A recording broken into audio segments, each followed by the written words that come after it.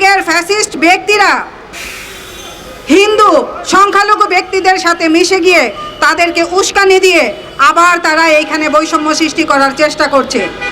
আমজনতা, আপনারা যেভাবে ছাত্র সংগ্রামের মাধ্যমে, জনতার সংগ্রামের মাধ্যমে, গণ অভ্যুত্থানের মাধ্যমে এই ফ্যাসিস্ট সরকারকে ক্ষমতাচ্যুত করেছেন, সেই জন্য আপনাদেরকে ধন্যবাদ জানাচ্ছি এবং সচেতন থাকার জন্য অনুরোধ করছি।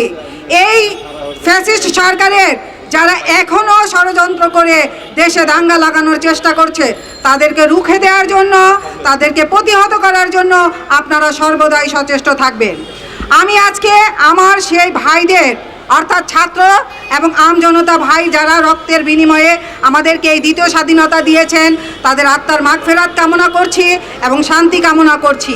একটা কথা বলতে চাই, এই ছাত্র জনতাকে যারা হত্যা করেছে, এই ছাত্র জনতাকে যারা হত্যার হুকুম দিয়েছে, এই ছাত্র জনতার উপরে যারা নির্মমভাবে গুলি চালিয়েছেন, তাদের বিচার কি আমরা চাই?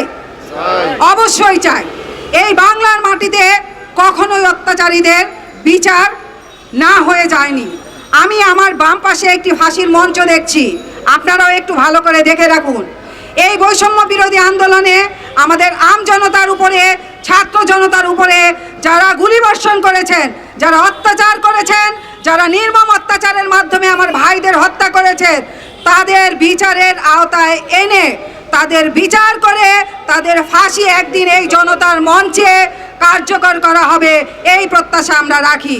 সংগ্রামী ভাই ও বোনেরা, অনেক আত্মত্যাগের মাধ্যমে আমাদের এই স্বাধীনতা অর্জন করা হয়েছে। আপনাদেরকে অনুরোধ করব, আপনাদের সবার কাছে অনুরোধ করব, এই স্বাধীনতা যাতে আর কখনো ধূলিসাৎ হতে না পারে। আপনারা সবাই যেমন এই আন্দোলনের মাধ্যমে সম্পৃক্ততা, জনসম্পৃক্ততার মাধ্যমে এই আন্দোলনকে সফল করেছেন, সেই স্বাধীনতাকেও আপনারা ধরে রাখবেন, এই স্বাধীনতাকে আপনারা টিকিয়ে রাখার জন্য চেষ্টা করবেন। আরেকটা বিষয় বলতে চাচ্ছি, এই যে সাম্প্রদায়িক সংঘাতের মাধ্যমে আবার দেশকে যারা অশান্তি সৃষ্টি করার চেষ্টা করছে, আমি আমার হিন্দু ভাইদের, বৌদ্ধ ভাইদের, খ্রিস্টান ভাইদের কাছে অনুরোধ করব, আপনাদের মাঝে লুকিয়ে থাকা আওয়ামী লীগদের আপনারা ধরিয়ে দিন।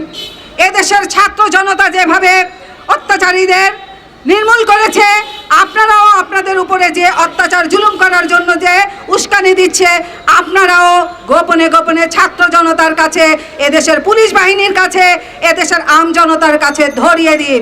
গণধোলাইয়ে আওয়ামী লীগ আবার এই দেশ ছাড়বে। শেখ হাসিনা যেমন করে পালিয়ে গেছে, এদেশের আওয়ামী লীগ, ছাত্রলীগ, যুবলীগ তারাও পালিয়ে যেতে বাধ্য হবে।